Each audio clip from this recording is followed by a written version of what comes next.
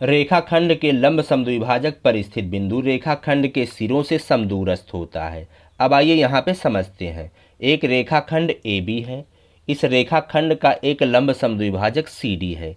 ये CD जो रेखाखंड है वो AB पर लंब है, यहाँ पे 90 अंश का कोण बना रहा है और इस AB रेखाखंड को दो बराबर भागों में बांट रहा है, अर्थात AD जो है वो BD के बराबर है। हमें सिद्ध क्या करना है, आइए यहाँ पे ध्यान देते हैं। ये जो लंब समद्विभाजक है इस पर अगर कहीं भी बिंदु ले लिया जाए, जैसे यहाँ पे एक बिंदु P लिया गया है, तो इस P बिंदु की ये जो रेखाखंड AB है इसके दोनों सिरों A और B से दूरी बराबर होगी, अर्थात ये AP दूरी और BP दूरी बराबर होगी। यही हमें सिद्ध करना है। तो कैसे सिद्ध करेंगे, सबसे पहले जो दिया है उसे लिख लेंगे। दिया है रेखाखंड AB के लंब समद्विभाजक CD पर एक बिंदु P स्थित है। ये जो AB रेखाखंड है इसके लंब समद्विभाजक CD पर एक बिंदु P स्थित है। हमें सिद्ध करना है PA बराबर PB। ये जो PA दूरी है वो PB दूरी के बराबर है। अब कैसे सिद्ध करेंगे, चलिए यहाँ पे हेडिंग डालेंगे उत्पत्ति। अब यहाँ पे देखिए दो त्रिभुज हैं, एक है ADP और दूसरा है BDP। अगर इन दोनों त्रिभुजों को सर्वांगसम कर ले जाएं तो सिद्ध हो जाएगा। तो चलिए त्रिभुज ADP व त्रिभुज BDP में यहाँ पे लिख लेते हैं। हमने यहाँ पे लिख लिया है त्रिभुज ADP व त्रिभुज BDP में। तो दोनों त्रिभुज को हमें सर्वांगसम करना है, ये वाला त्रिभुज और ये वाला त्रिभुज। अब इस त्रिभुज के 3 अंग और इस त्रिभुज के 3 अंग हमें बराबर करने हैं। तो कौन कौन से बराबर हैं, सबसे पहला जो है ये जो PD है दोनों में उभयनिष्ठ है।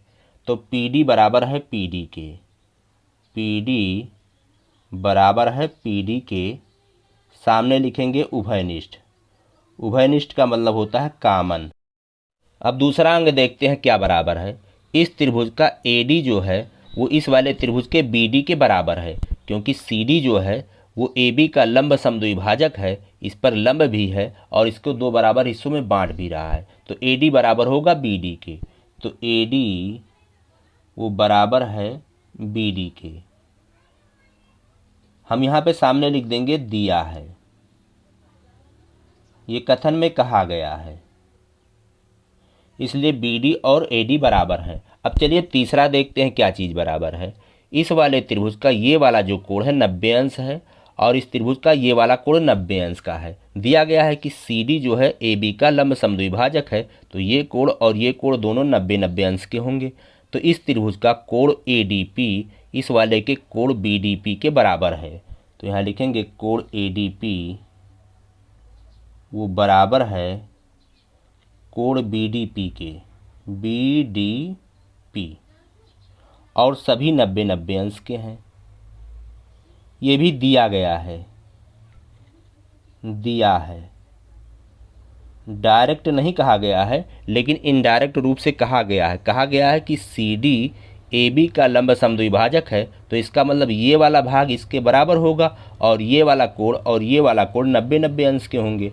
तो इस प्रकार से त्रिभुज ADP का 3 अंग इस त्रिभुज BDP के 3 अंग के बराबर है, इसलिए दोनों त्रिभुज सर्वांगसम हो गए।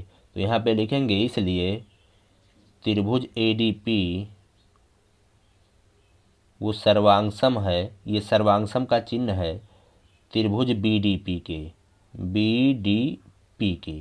अब आप यहाँ कारण देंगे कैसे ये सर्वांगसम हुए हैं।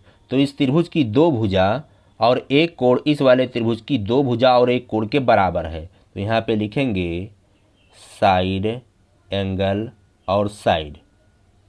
भुजा कोण भुजा सर्वांगसमता से दोनों त्रिभुज सर्वांगसम हैं। अब जब दो त्रिभुज सर्वांगसम हो जाते हैं तो उनके संगत अंग बराबर होते हैं, इसलिए हम यहाँ पे लिख सकते हैं कि AP जो है वो BP के बराबर है, क्योंकि ये संगत भाग है। तो इसलिए AP इस त्रिभुज का AP जो होगा वो इस त्रिभुज के BP के बराबर होगा, BP के बराबर होगा। और यही हमें सिद्ध करना था। यहाँ सामने लिख देंगे CP CT से सर्वांगसम त्रिभुज के संगत भाग बराबर होते हैं। तो हमें सिद्ध करना था कि AP बराबर है BP के, तो सिद्ध हो गया। इस प्रकार से रेखाखंड के लंब समद्विभाजक पर स्थित बिंदु रेखाखंड के सिरों से समदूरस्थ होता है। ये बात सिद्ध हो चुका है।